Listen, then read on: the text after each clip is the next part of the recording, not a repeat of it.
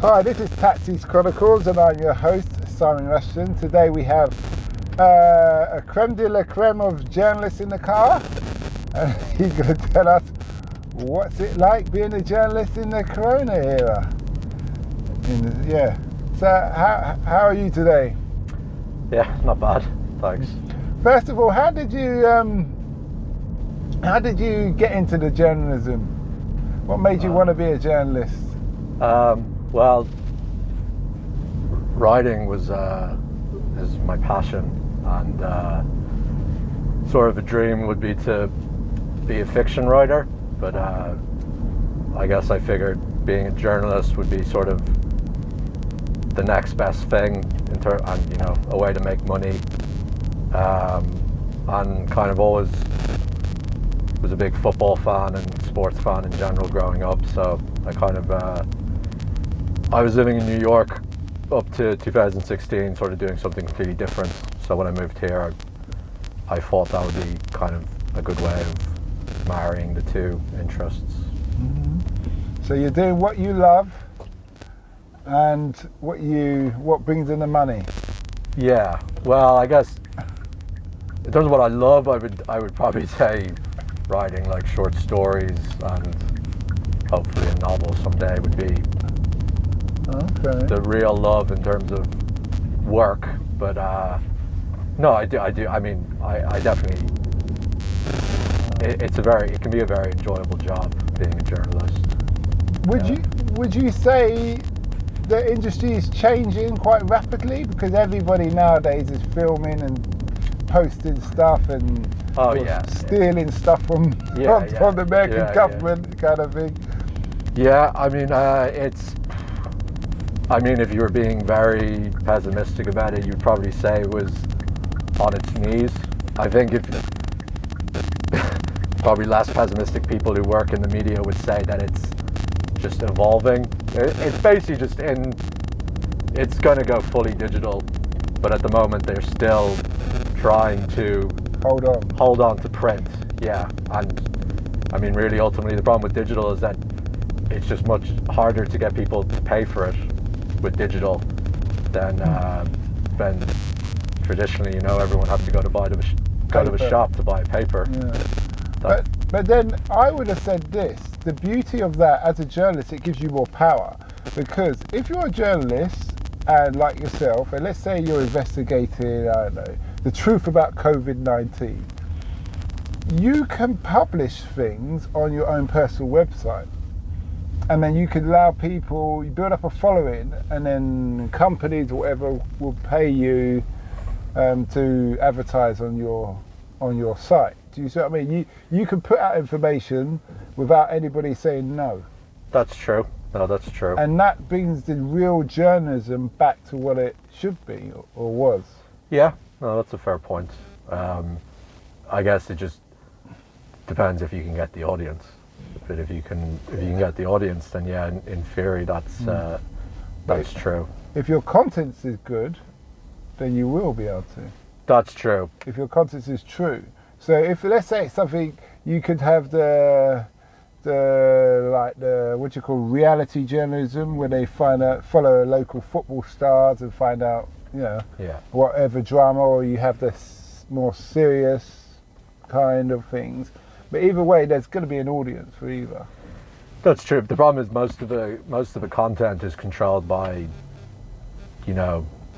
major corporations who can sweep up the best talent to work for them. So, I mean, to go out on your own, I'm not saying it's impossible, but most journalists, you also need an incredible amount of resources to do things like that, and usually the only way a journalist can afford that is if they have some sort of company or publication backing them. Someone who funds them. Yeah. Okay.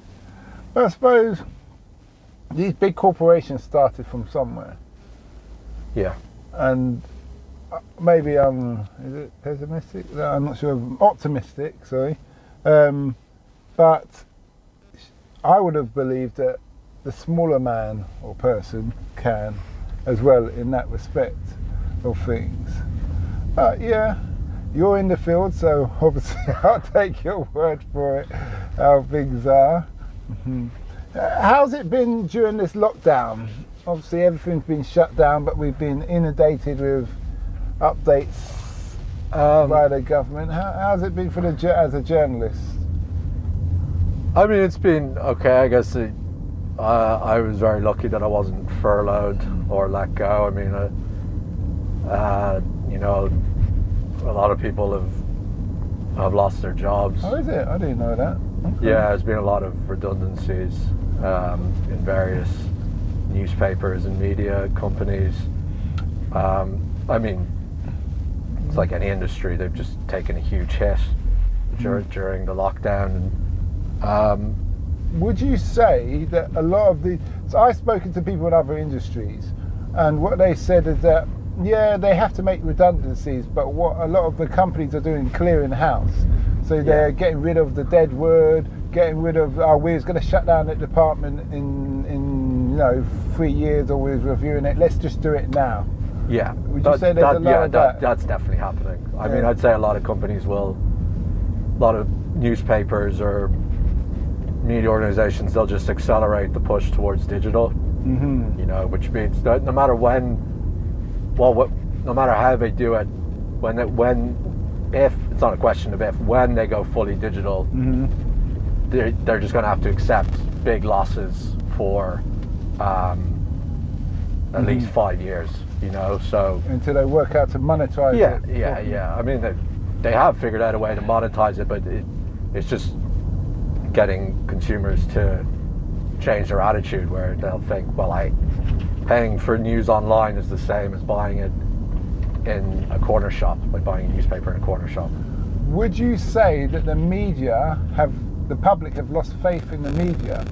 Because a lot of people, like I'm a big Joe Rogan fan, and a lot of people, they just get their news from, let's say, YouTube or social media. Oh yeah, 100%. People have, I mean, I think quite a large proportion of people hate the media, whether they are left-leaning or right-leaning. They would have, it's definitely has lost the faith of the public in the last 10, 20 years. Do you understand why? Do you think they've got good reason to have lost faith? Well, these things are always much more nuanced than maybe when you see them discussed on TV. If you go case by case basis, I could certainly understand why. I mean, like you look at something like Fox News. I mean, that it's not journalism. It's biased. But it's just PR for the Republican Party. Yeah, when I look at, one of the things, I like BBC, I like the documentaries about things and what have you, but what happens when I see a lot of interviews is it's like there's a rhetoric, and it's like if somebody seems a bit controversial, that they want to hammer them down, they don't want to actually understand why this person thinks like that. And this is why I don't listen to the BBC News anymore, personally. I don't watch Sky News, I certainly don't watch CNN or CNBC. I'd watch Al Jazeera, because that will give me a broader scope of what's happening in the world, and it doesn't feel like I'm being told to believe any one thing. It believes like, here's the facts, and make your own conclusion based on that. Yeah, well, I mean, part of that is to do with, I mean, Britain and America they're two of the most divided countries in the world, in terms of, or the Western world anyway. I mean, the BBC as well, they're just so conscious of not coming across as biased, because I would imagine in terms of their personal opinions, most BBC journalists are left-leaning, certainly not, big fans of the Tory government.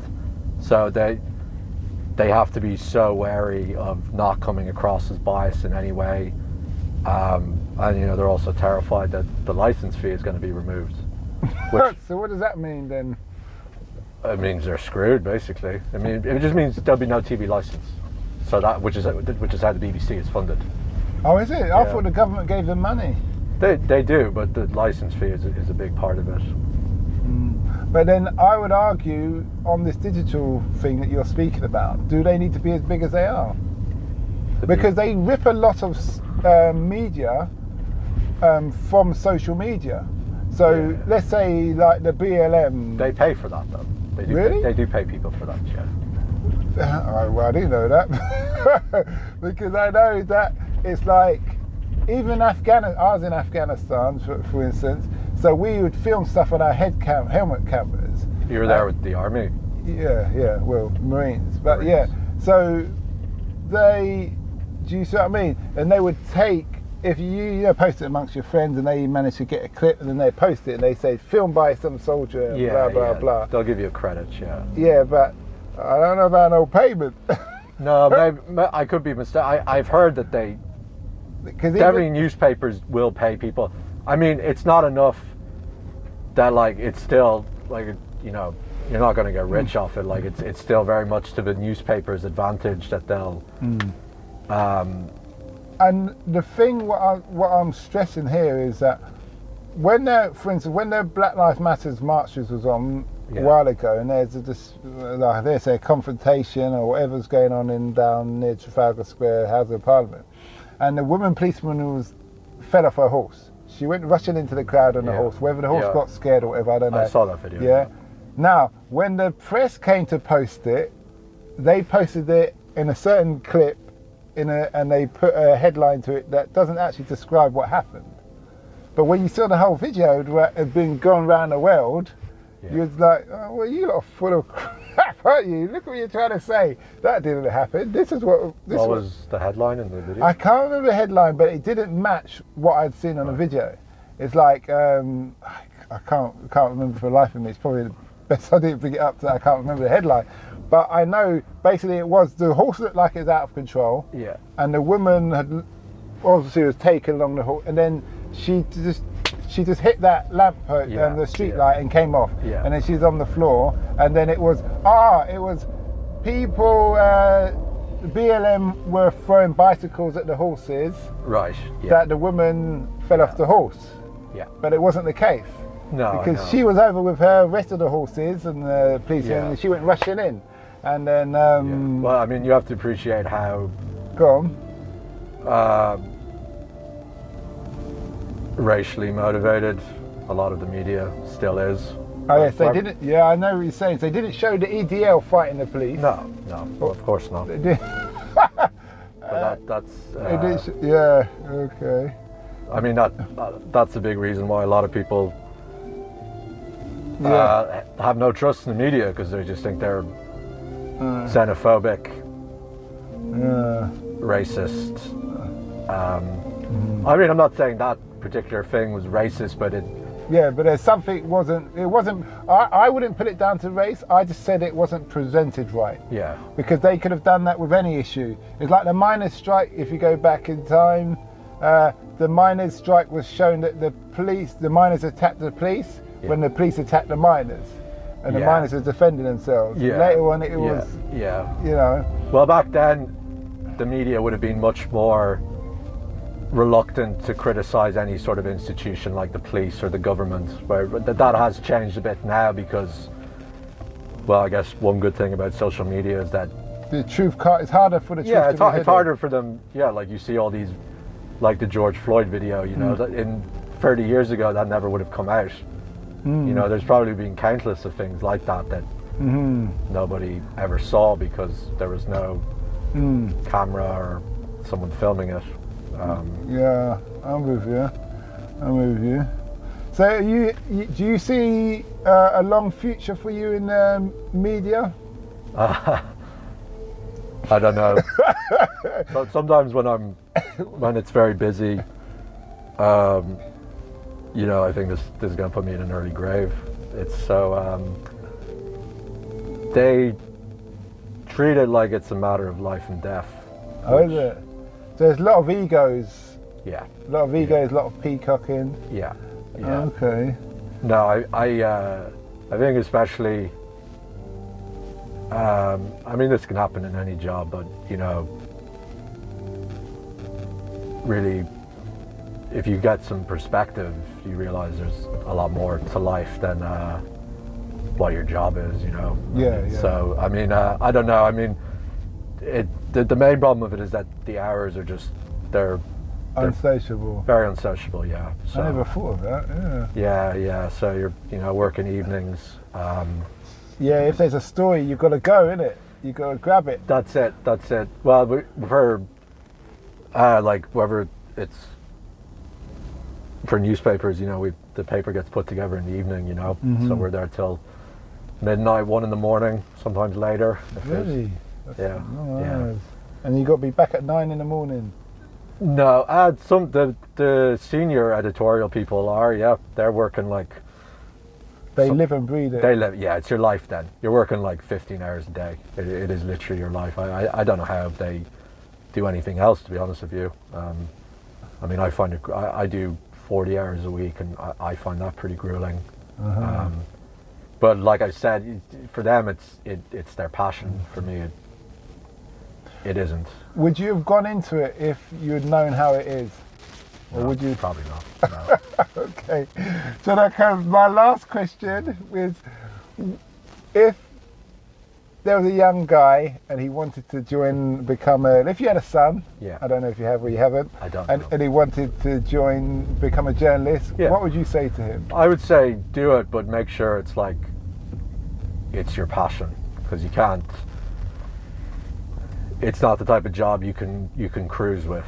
It's not something you can do kind of like, I'm not going to give. You have to give absolutely everything to it every single day.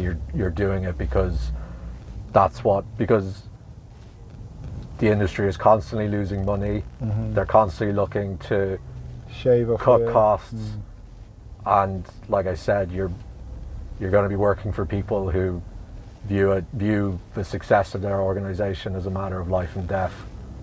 I mean, I'm slightly exaggerating there, but they take it very, very seriously. So, I would just say, I mean, because most people who do work in journalism, they'll say they don't even view it as work. They view it as like, I wouldn't want to be doing anything else. So that would be my advice to someone who wanted to be a journalist. Okay. Well, thanks a lot for that. It was very, very informative and interesting conversation. To the listeners out there, I hope you liked this episode, a real view from a real journalist about what's going on and everything. I will say, don't forget to listen to our sister podcast called Africa Investor Stories, all about with real investors sharing their stories and experiences of why they invested in Africa. Considering Africa has some of the fastest growing economies on the planet and has done for some time, and looks like it will for the foreseeable future. Apart from that, have a nice day and stay safe.